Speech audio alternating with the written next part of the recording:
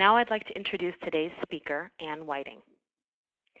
Ann brings 2 decades of consulting and business experience to 3D Group. She's worked in a variety of industries, including consumer packaged goods, aerospace manufacturing, professional services, high tech, and healthcare. Ann values a strong partnership with her clients and has a passion for helping organizations design and develop their talent management strategies and practices.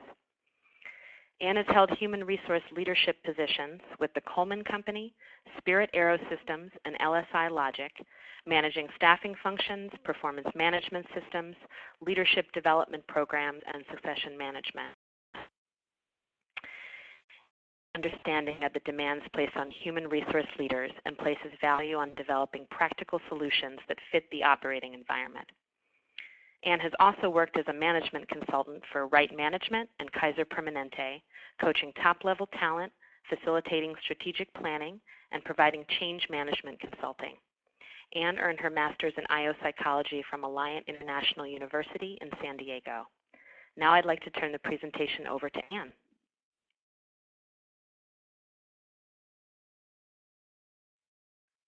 Hi, good day and welcome everyone.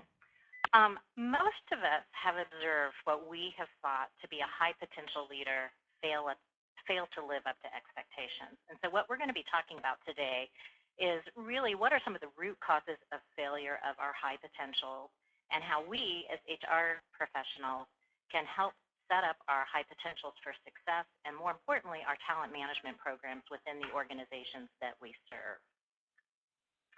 So a little bit about the 3D Group.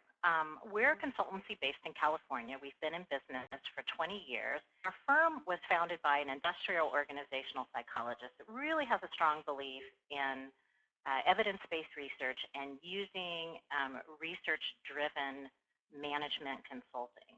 So the 3D happens to stand for data-driven decisions. And what I'm going to be bringing you today is essentially a summary of the latest research on high potential leaders, why they fail, and then some evidence-driven solutions that work in terms of supporting our high potentials in their new leadership role.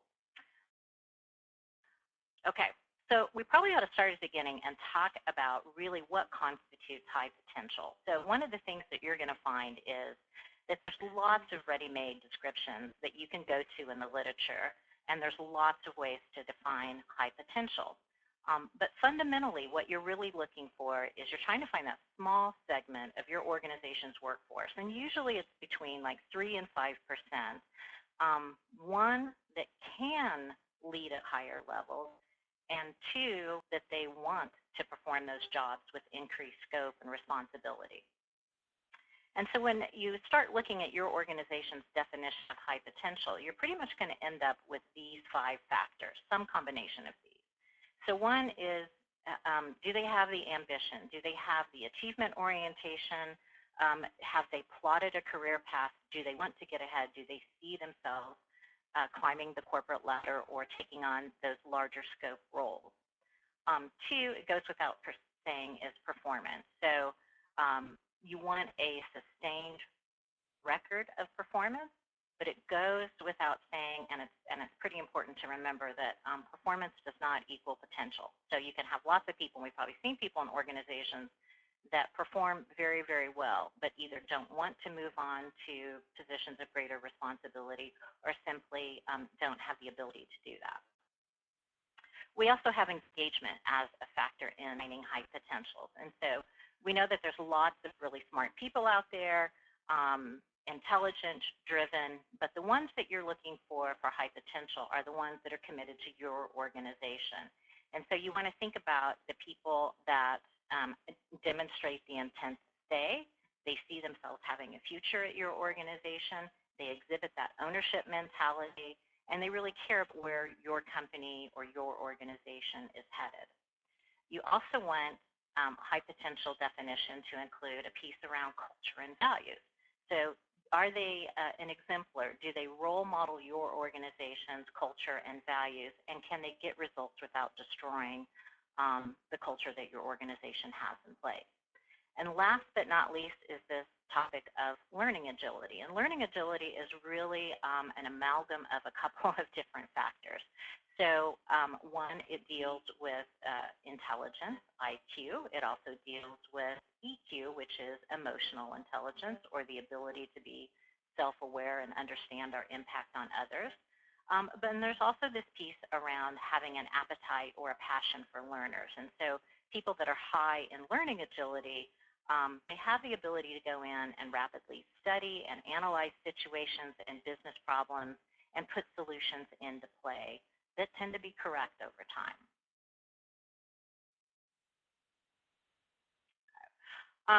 So we've got these definitions of what is a hypo.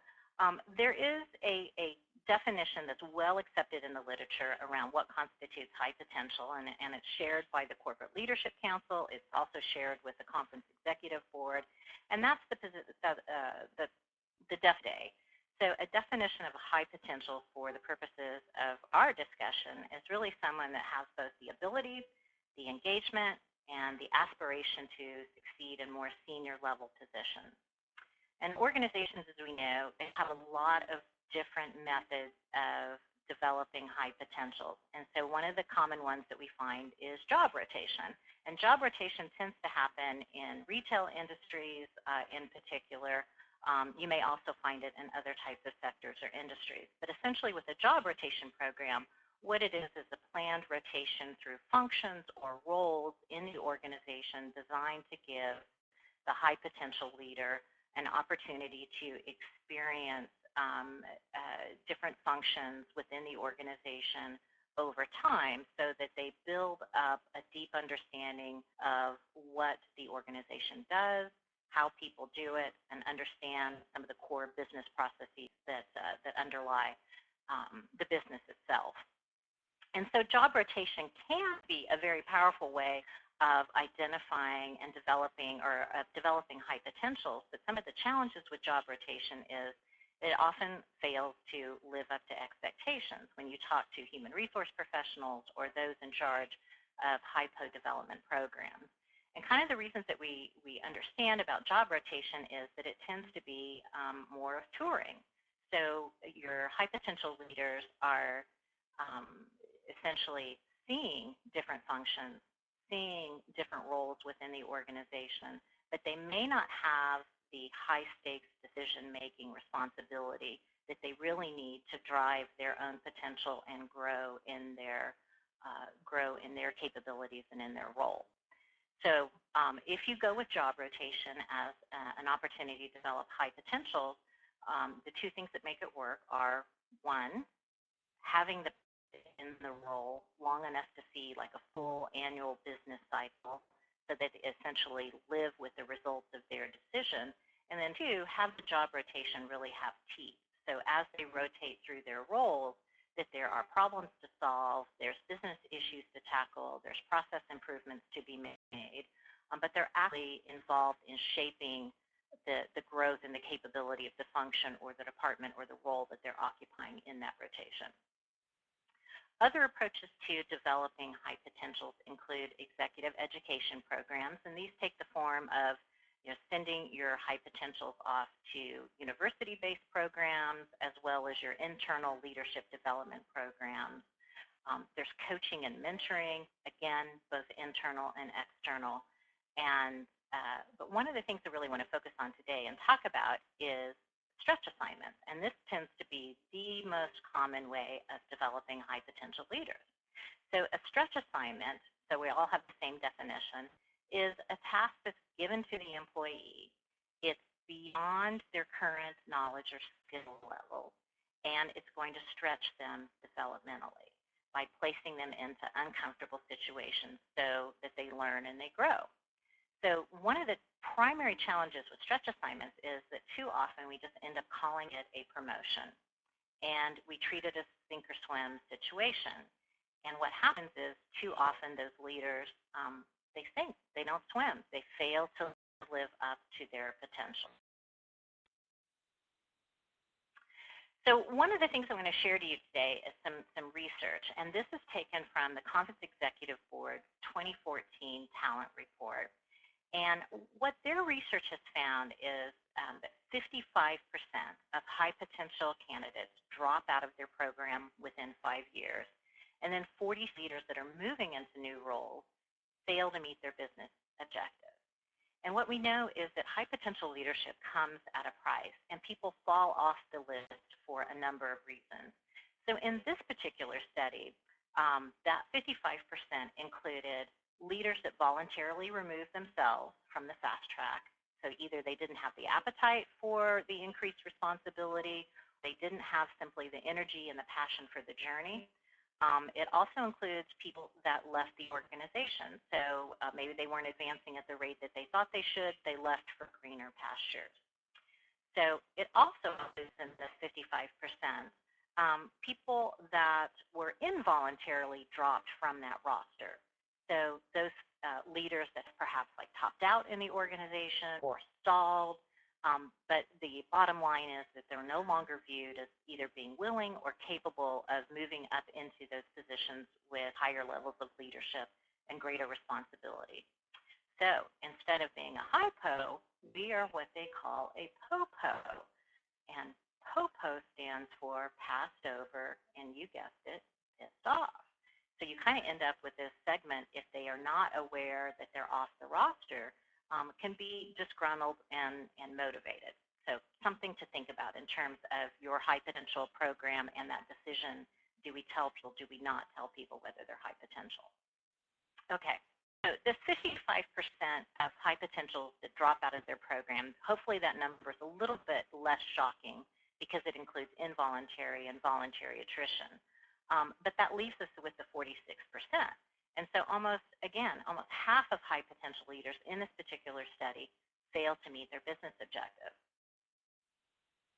And what are the cost of failures that go with that? So this research is taken from two sources. One is a book called The First 90 Days by Michael Watson. It's a very popular business book. It's a great read for both people who are in charge of their succession planning programs, their talent management programs. It's also a great read for your new leaders in terms of helping them identify a frame of reference and understand what leadership transition and success looks like as they are promoted into those stretch assignments or take on those projects.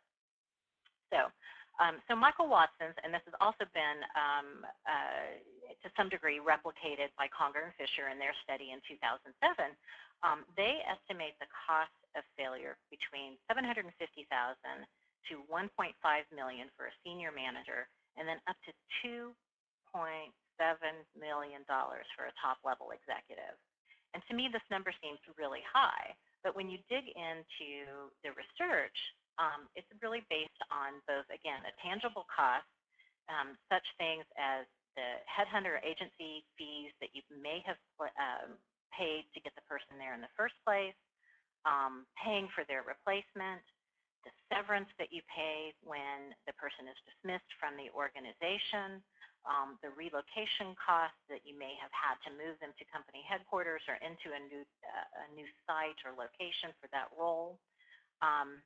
So you've got those tangible costs, but you've also got all of the hidden costs, the things that are associated really with damaging relationships and the failure to achieve business results.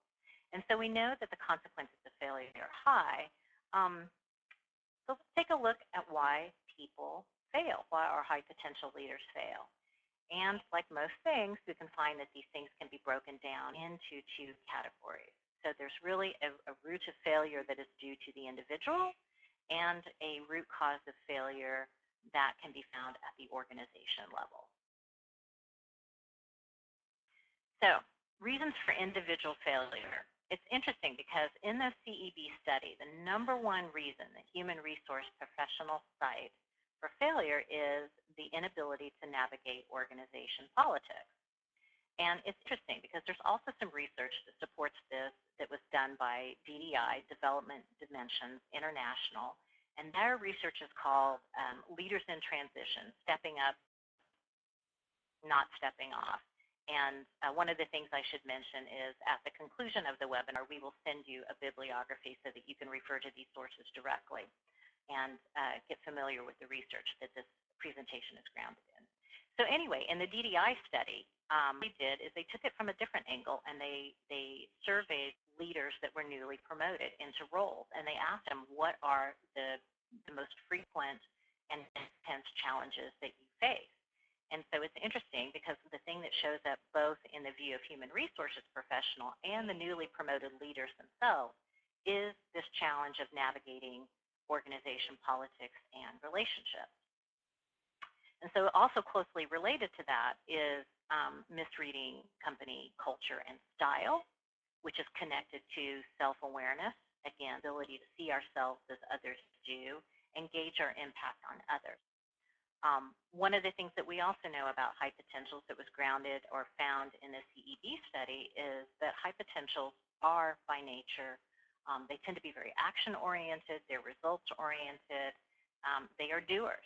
And one of the things that's very tempting for them to do in a new role is go in with a pre-formulated or a premature judgment about what needs to be fixed in the organization and taking action before they really understand what's going on. And so one of the things that we typically see, if we've all lived organization life, which I have, and I'm sure the vast majority of you on the webinar have, is it's very common to see a new leader come into an organization, and the first thing that they do is restructure. And without really understanding, maybe having good understanding of the people in the roles or a good understanding of what the root problems are. But restructuring is so tempting because it feels good to the new leader. It's very action-oriented, and it demonstrates that you are there to change and shake up things. So those are some of the individual reasons. Let's take a look at the organization reasons. And the organization reasons most commonly are around just that whole process of identifying high potential leaders in the first place. So number one, misalignment with future strategy. That means is essentially your definition of a high potential leader. What you're looking for in the first place is too narrowly focused on what are the current challenges and problems that the organization is facing today. So hypo equals who are the people that are successful in today's business environment versus really having a high potential identification process and framework that takes into account what is the future business strategy, what's happening in the marketplace, what are the dynamics within our industry or potential disruptive technologies or businesses that can impact what we do. And building into your high potential definition and program, really having that future focused look at what kind of leaders do we need going forward. So misidentification, number one.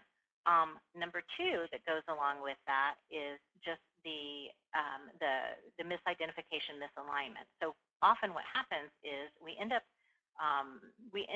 equating what is high performance into potential. And we assume, because these people are very successful to begin with.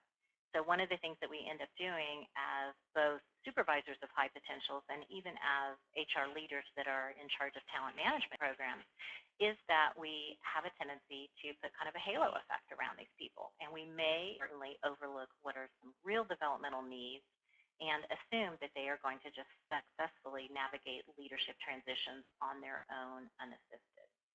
And so with that also goes the lack of development, no transition support, and then retention becomes an issue because if leaders don't feel supported or they have the perception that they're high potential and the organization isn't moving fast enough to fulfill their career objectives, they'll go. They vote with their feet. They'll leave your organization and often get recruited away to similar industries, similar companies, which represents, again, that real loss in intellectual capital and social capital for your business.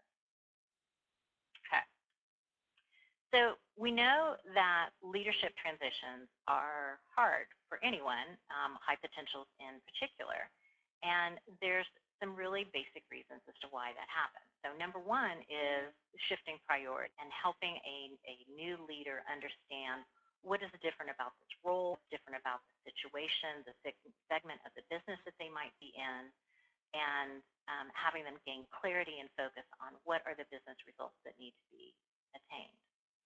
The other thing that we find that makes transitions hard, and again, this is something that really came through in that DDI study, is that oftentimes hypo leaders go into a role and by nature, they want to focus on the future. They typically tend to be strategically oriented, looking at future problems. They want to create a vision and execute that vision for the organization. And yet when they get in the role, they struggle with maintaining that balance between the internal focus of the department, the division, the company, in terms of internal operations, making sure that those are sound, and what often tends to happen is their external focus can suffer. And so that ends up being things like relationships with customers, relationship with the board, key external stakeholders. So it's kind of thinking about what is that internal and external focus for your high leader. And then the other thing that really happens here is probably the biggest shift that people cite is that they are no longer the expert. And so because they are taking on a role with greater scope and increased responsibility, it's basically impossible for them to be an expert in maybe everything that they have oversight for in that organization. And it's that process of letting go of what you've built your career on, what you're really good at, and opening yourself up to gain additional expertise, and more importantly, rely on a really solid team around you to help manage your operations and execute strategy for the business overall.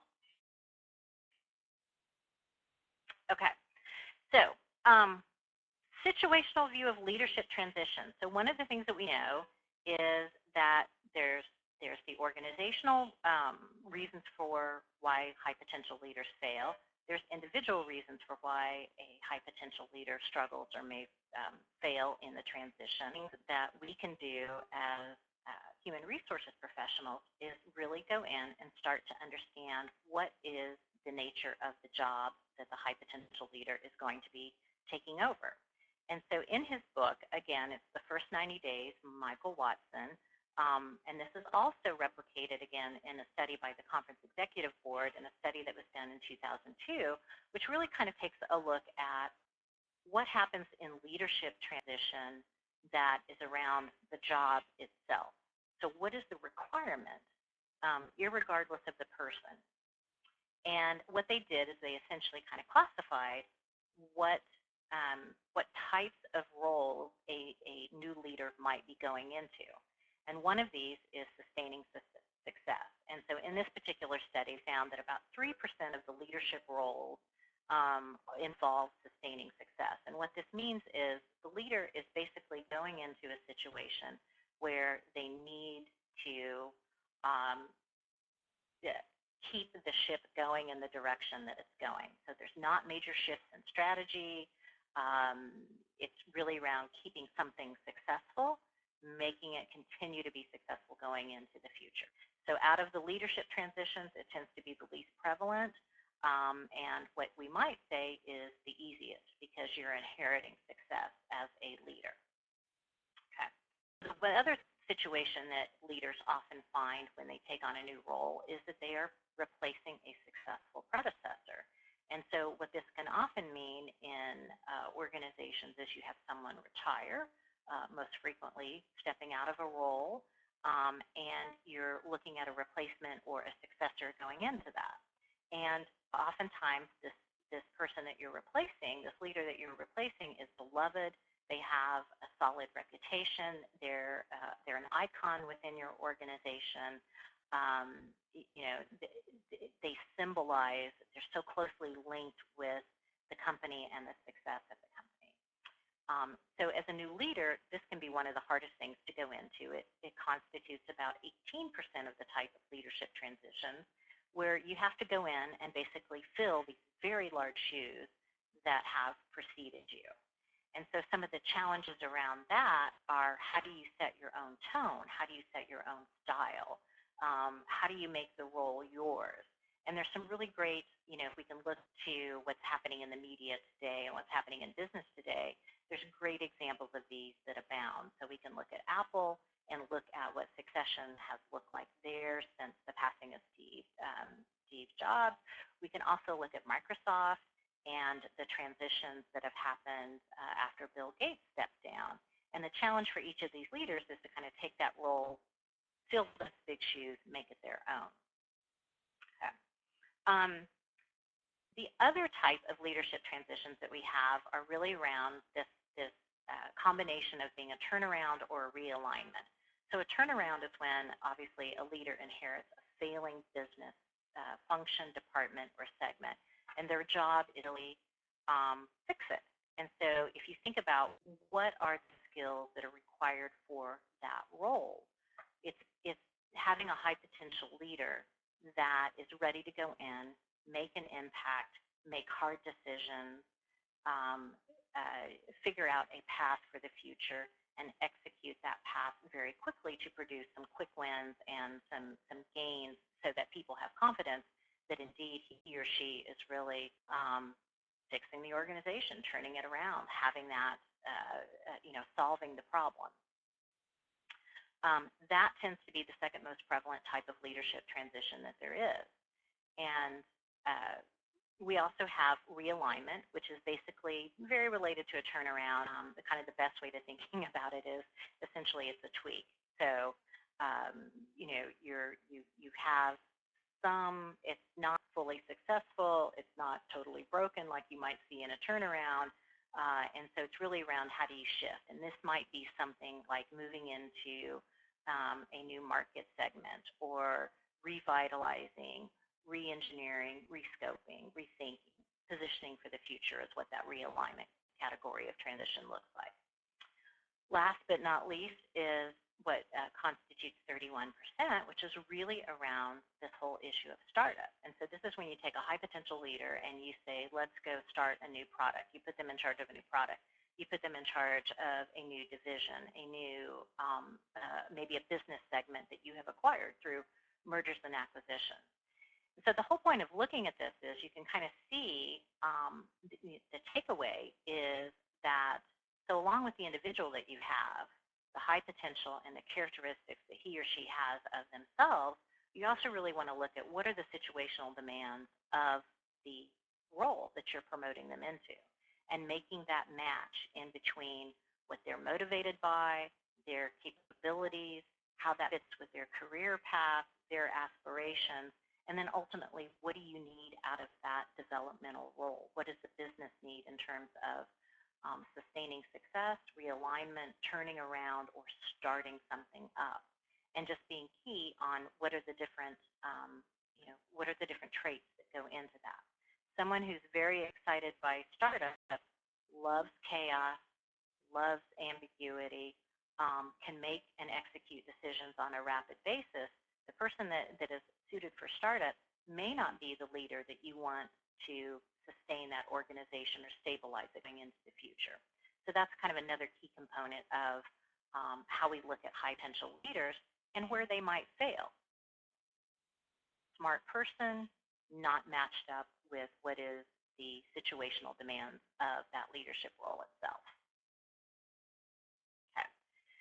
So we've basically covered why leaders fail. Let's talk about how to support our leaders in that transition and how to make them more successful.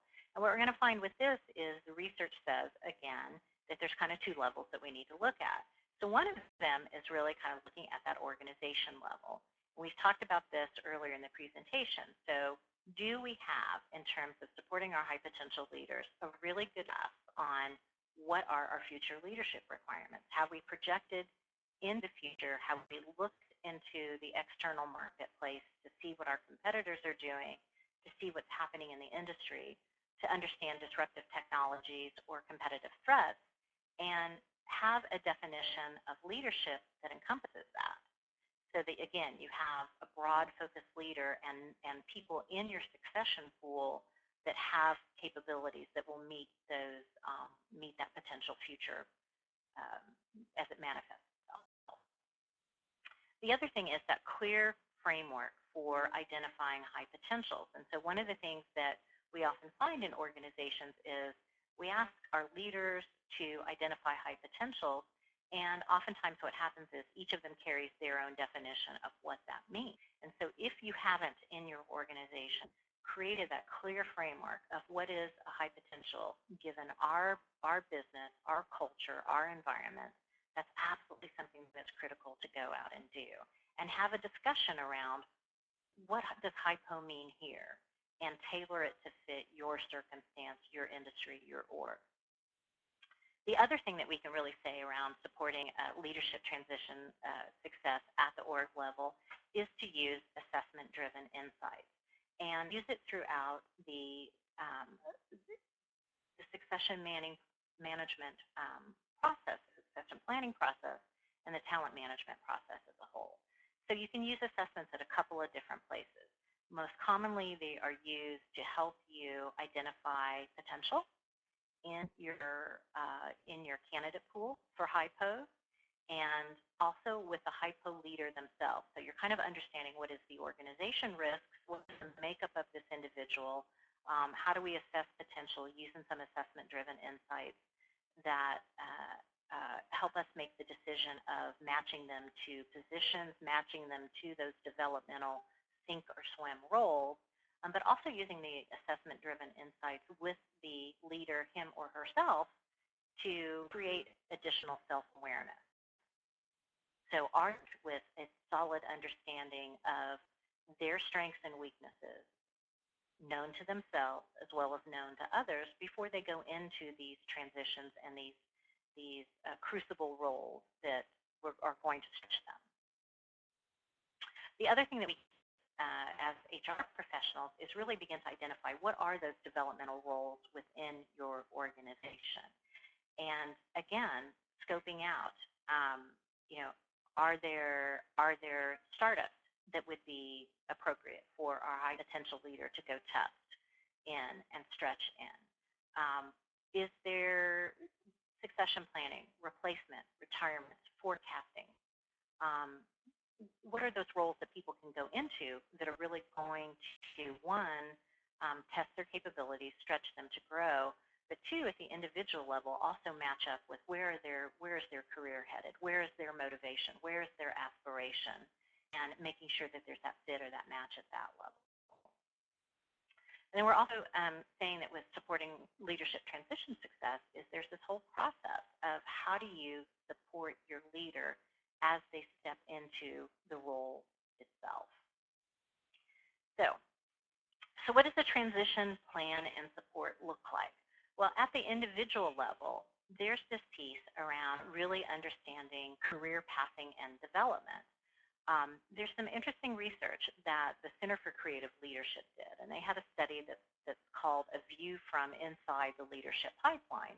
And one of the reasons I like this study is because it's slightly a different focus, where what they did is, so the Center for Creative Leadership, if you're not familiar with them, is a leadership development institute that is located actually globally. And so in their program, people typically come there for a residential program where they learn leadership development skills. They go through a very intensive self-assessment process. And so they have this great kind of built-in population to study of high potential leaders. And so what they did in this particular study is they asked high potential, one, have you formally been identified as a high potential by your organization in terms of have somebody told you that you're a high potential leader? And they also had people say, do you kind of think you're a high potential? So you're aware that you're a high potential, but yet no one has, for lack of a better description, christened you or anointed you as a hypo. And they went in and they asked,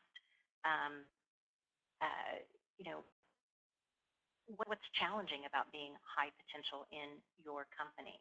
What engages you? What disengages you? How could organizations retain and develop you better? And one of the things that emerged in this particular study was that there was a deficit on the view of the high potential leaders themselves around career pathing and development. And what that boiled down to was really practical examples of someone, typically the supervisor of the high potential, Also, benefit of having kind of a neutral third party in human resources who's responsible for talent management or succession or leadership development, get to know that person on a real individual level and understand what's going on in their life in terms of their ability to take on the stretch assignments at any given point in time, understanding how their future was going to lay out at the company or even elsewhere. There's that connectivity around what is their career, what are their aspirations, and being able to understand that on an individual level and bring that into the succession planning, the leadership development discussions within the organization and that process of identifying high potential. So career pathing, something that you can really do if you're not doing today to support your high potential. The other thing that high potential said that they were missing at the individual level was having a really good grounding in what are the role requirements. So it's that conversation that we just had about what are the situational demands of the leadership role itself. Is this a turnaround? Is this a fix-it? Is it a startup? What does success look like? What are my key responsibilities? What are the key results areas that my stakeholders are expecting as I go into this role? And it's amazing, again, how we just kind of promote people and don't necessarily lay out that framework or make it explicit with our new high potential leader. Some of the reasons why, again, success begets success. It often happens, but sometimes it's a fallacy, where we think because they're so successful, surely they can figure it out on their own. So sometimes in that regard. The other thing is really around having a transition plan. So having a structured transition plan that takes that high potential leader at a minimum through their first 90 days and then hopefully beyond the first 90 days into that full year of leadership and staying in touch with them essentially to make sure that the investment that you've made in leadership development and the selection or placement of that leader continues to pay off for all.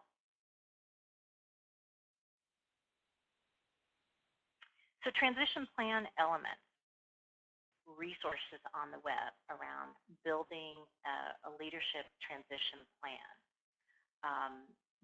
So I encourage everyone here that's on the webinar to go kind of take a look and Google. There's actually so many good ones that I really didn't even want to like draw out one or two. But what I found in researching transition plan elements, and there's lots of concrete examples out there for you to follow, is that they all have basically three elements that are in common. So the first one is around, how do you prop up your high pos in terms of being able to lead themselves? So can you make them aware of their personality, their patterns of behavior, who they are, who they bring to the leadership role, their inherent strengths and weaknesses, again, that are often associated with personality and past learning, past experiences. One of the key things that you can do in terms of helping a leader transition is giving them planned feedback in this process, so both informal and formal. And what that looks like is everything from, if you're an HR leader, passing on the observations that you might have from key stakeholders, certainly being able to talk about concerns and strengths that are being discussed in succession planning processes by the higher ups in the organization, or just kind of giving them the word on the street, what's working, what's not working, what are the watch outs that you may be aware of as you move throughout the organization as an HR professional. So observations from key stakeholders. Formal and informal. On the formal side, one of the things that we're obviously going to promote here is 360-degree feedback, multi-rater feedback. So as the person is in the role and they have some time under their belt so that people have, a frequency of encounters with that new leader and they actually have enough encounters to make judgments or observations about their leadership style and behavior from firsthand personal experience, is to go out and do a 360. And we are going to say, there's lots of different types of 360 tools. We obviously happen to be biased towards our own, but there's lots of good 360 tools in the marketplace. You can also think about, 360 feedback, multi-rater feedback, in addition to having kind of, the formal 360 survey of looking at qualitative 360.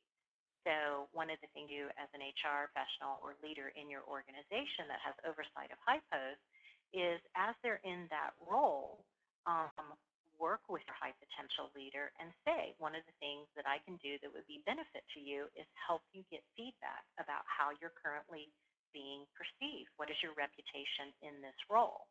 And so informal 360 feedback can essentially be qualitative interviews that you would go out and conduct with the hypos key stakeholder groups, their boss, their peers, their subordinates, and ask them how the transition is going and what competencies, what behaviors is that hypo leader doing well, which ones need attention, and making sure that he or she has the feedback to help themselves make mid-course corrections. So that's the leading self piece. Leading others, this is really all about relationship building. So it's going to help them form productive relationships with their boss, with their direct reports, their customers. And in the next slide, I'll talk about really what does that look like in terms of how you as an HR leader can play a central role in developing and cementing those relationships for your hypo leaders that you've invested in. Leading the business, another element of transition planning, which is really helping, again, the leader understand what are the situational demands that are existing in the role that they've been put into. So helping them understand things like, what are the organization dynamics? What are the politics? Helping them get a leg up on those views within the organization, helping them discover them for themselves, as well as imparting your knowledge as an HR professional. It's also helping them understand and make sure that they have a good grasp on what are the strategic priorities of that role in the lens or viewpoint of their boss and other critical key stakeholders in the organization. So again, what are those key responsibilities? What are the results expected?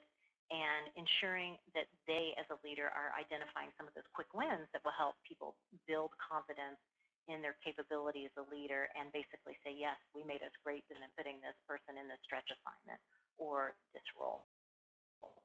Okay, so one of the things, again, a human resources professional can do is this process of new leader acceleration.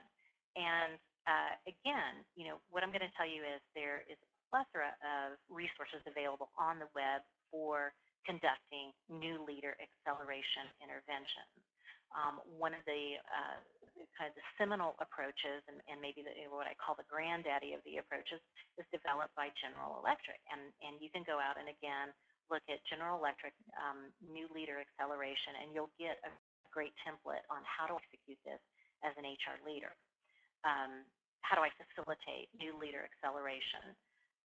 So basically this process is, again, kind of looking at that first 90 days and actually even a little bit earlier in that 90-day transition and looking at how do you really go in and build relationships between that new high potential leader and his or her key stakeholders. And so that's helping them identify who are the make or break stakeholders in this role. And certainly you want to obviously solicit the support of their supervisor, their manager, and help them understand, what are the strengths, what are my strengths, what are my challenges, what are my opportunities, what are my priorities as that high potential leader through the eyes of my stakeholders. There's also that piece of taking them through the supervisory relationship and actually kind of checking in and seeing how is that relationship forming, how is it cementing. It's interesting because one of the things that we know about high potential leaders, and one of the reasons that they leave, that's mentioned in the Center for Creative Leadership Study as well as the Conference Executive Board, is because of just kind of that career ambition, the drive, the energy that high potential leaders have, is they have pretty high expectations of what their boss looks like. And what they want is a boss that they can learn from, one that is more competent than he or she is. Organization reality is that doesn't always play out. You're oftentimes your hypo may have more capabilities than the person supervising them. And so again, this is where it can be important for an HR leader to stay in touch with that high potential leader to understand kind of how that relationship is going and make sure that that the boss and hypo are in sync and in alignment on what are the situational demands, what does success look like in this role, and particularly on the part of the supervisor of that hypo, is he or she grounded in what is this role supposed to bring developmentally to this high potential leader? Why are they occupying it? What are the learnings that they are supposed to get out of this role? And ensuring that that actually happens and that they're gathering data on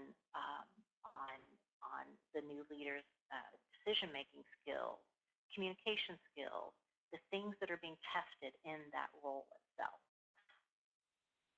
It also goes without saying is there's a huge piece that HR leaders can play in new leader acceleration that's really around cementing the team relationship. And often what this looks like is it's an intervention that's facilitated by someone in organization development or someone that has a background in facilitation of human resources, often kind of person that gets put in this role. But it's taking the new leader and his or her team through a sequence of conversations and dialogues about what do we expect from one another.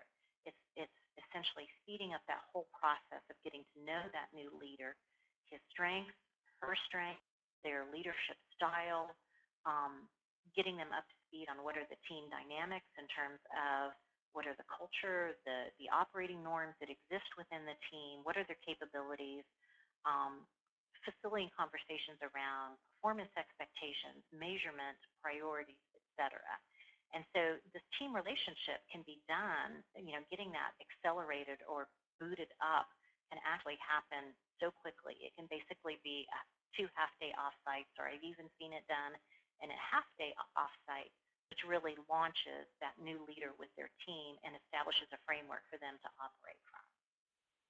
So new leader acceleration, lots of resources on the web for that. But again, something very key that organizations, when they promote somebody into a role, again, often overlook. How do we make it faster? How do we speed them up through that process of getting to know their boss, their team, their stakeholders, and ensuring success in that? Okay. So one of the things I had mentioned throughout this is kind of looking at resources. And again, we will provide you with the bibliography that's been used in this webinar. But one of the things I want to promote, and obviously I have no stake in this at all whatsoever as either being connected to Michael Watson's or House or anything like this. But if you aren't giving this resource to your hypos as they take or step into a new role, you probably really want to consider this resource and perhaps some others. What I love about this is it really focuses on the first 90 days, and it's kind of a coach in a book for a leader on helping them understand what are the situational characteristics of the job that I just took, and giving them checklists and tools from a very practical level on how do I execute success? How do I live up to my potential in this role? So again, it's written for the leader. It's not really written for the HR person, but it's a great read to pass on and a great gift that you can potentially give new leaders as they transition into that role overall. Okay, so this is essentially, we've kind of covered the materials, and what I want to do right now is just, I know Jesse, you've been taking questions from the audience, and so I'm going to turn it over to you to see what questions we have. Surface. Thank you, Anne. We did have some great questions. One that we got was, after you identify and define high potential for your organization, what are some best practices for selecting high potentials and identifying them? So what I would go back to is, in terms of selecting and identifying high potentials, one of the key things that I think you can do is try to round out what is the view of that high potential leader. So I'm going to go back to a couple touch points. So one is, do you have a common frame of reference in your organization for what constitutes high potential? Are the people that are responsible for identifying high potential talking about what it means here And what do we need from people going into the future? What do we need from our leaders going into the future? The other thing that I would say is use those assessment tools. There's lots of assessment tools that can help you select high potentials. And there's lots in the marketplace that have been around long enough to have like good validity and reliability data behind them. But where I always kind of, want to look at is it's kind of what we call the multi-trait, multi-method approach. And so that's kind of a fancy term for you want to use different methodologies and more than one assessment to assess high potential. I like the Hogan. In particular, I really like their leadership challenge forecast because it looks at derailment specifically. It also looks at motives and values, and that can be a huge part of identifying potential. Their motives and values have to match where you're going to place them in the organization. Is that role appealing to them? Does it draw on their inherent strengths? So I've also used the CPI, the California Personality Inventory. Specifically, I like their 260 coaching report that works really well. I've also seen like the Watson-Glaser critical thinking appraisal be used, which essentially looks at cognitive abilities or assessment. And last but not least, if your organization has a lot of dough, has a lot of money, you can either create your own assessment center or send your high potential leaders off to a assessment center that might be ran by, probably DDI is the most famous one because they essentially developed a lot of the methodology around assessment centers. And what an assessment center is, for those of you that aren't familiar, it's basically kind of simulating common business and leadership challenges in real life. So you're putting them in the day of a life of a leader and having them do things like rearrange their schedule, prioritize tasks, introduce themselves to new teams, et cetera, so that you get a flavor of how they really play and have a team of expert assessors looking at your leaders from a number of different angles and giving you data, so inter-rater reliability on how they're performing on these tasks. Long answer, Jessie. What else? No, that was a great answer. Thank you, Anne. We had a clarifying question on the situational view of leadership transition slide. Someone wondered what was the difference between replacing a successful predecessor and sustaining success.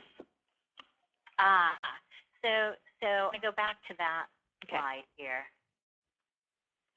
So the difference that they cite in that is the replacing the successful predecessor is really so you are sustaining success, but what it specifically focuses on is that the person who occupied the role previous to you, the previous incumbent, was so charismatic, so highly regarded, like I said before, kind of iconic in the organization or institution, that what that is doubt and confidence of any replacement leader to fill that role. So again, classic example is, I'll go back to a Microsoft corporation, Bill Gates, a founder,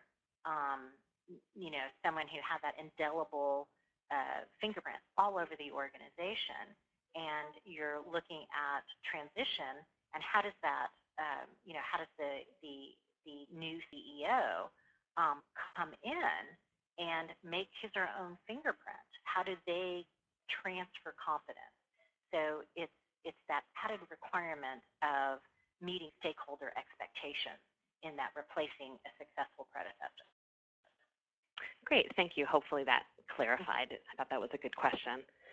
So I know there's been a lot of debate, Anne, on whether or not to tell employees that they're high potential. What's your opinion on that issue? Well, it's